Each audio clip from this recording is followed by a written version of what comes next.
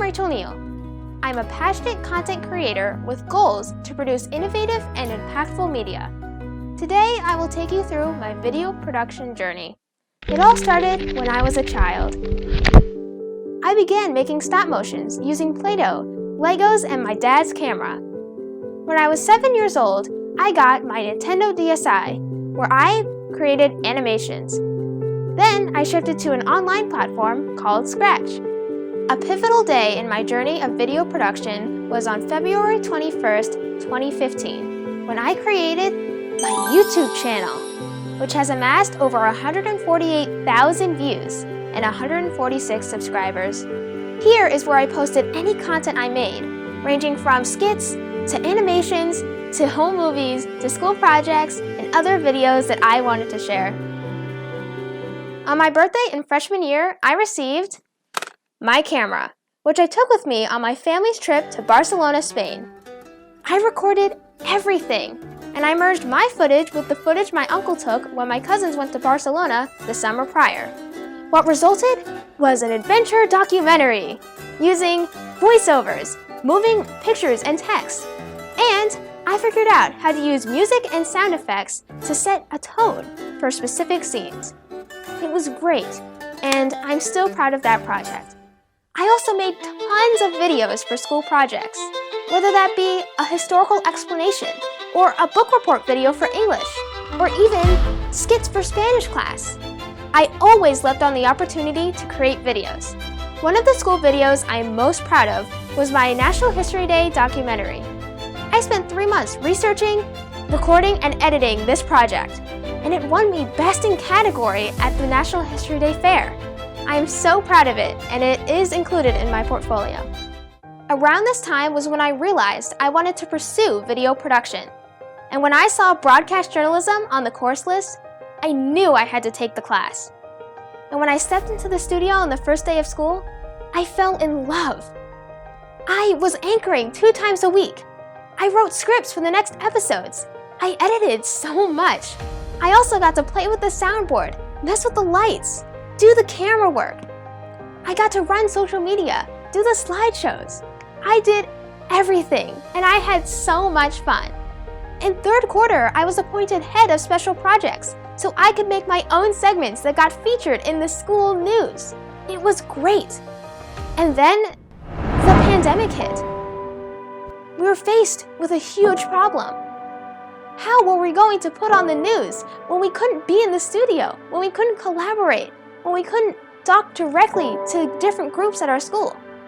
But we knew we had to keep going, and so we began producing the news on a weekly basis. And this year, I was appointed to director, so now I can oversee every single aspect of the production.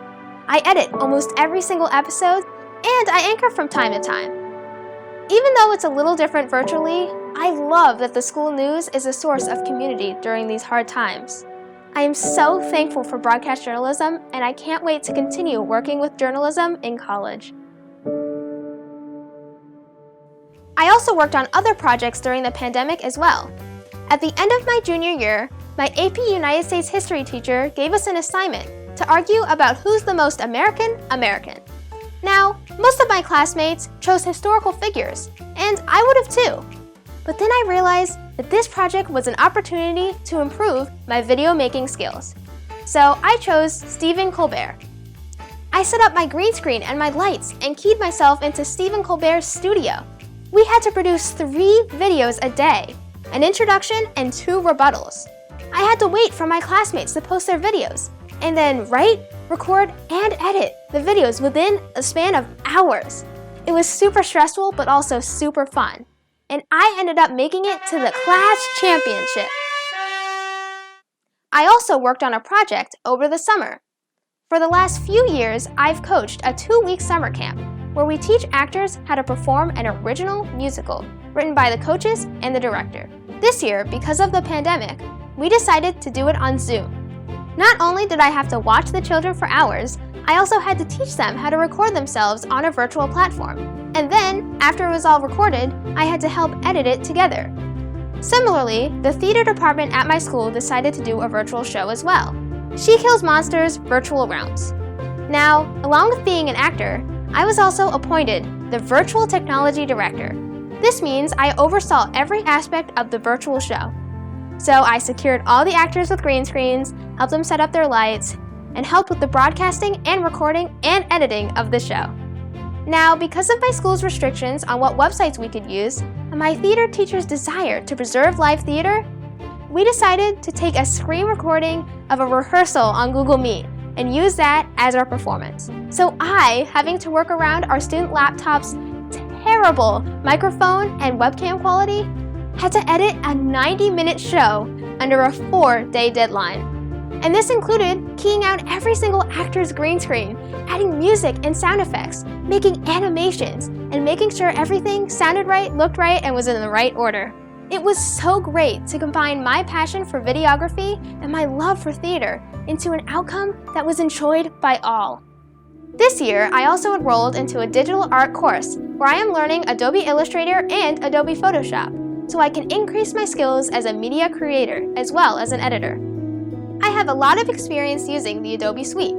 I know Adobe Premiere Elements, Adobe Premiere Pro, After Effects, Adobe Illustrator, and Adobe Photoshop. I can also use the encoder. And I know how to use OBS and Audacity.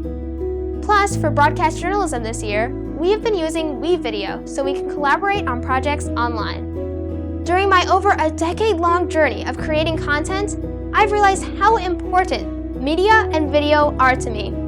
I love seeing people's reactions to my videos. I love being a source of education, entertainment, and enlightenment for other people.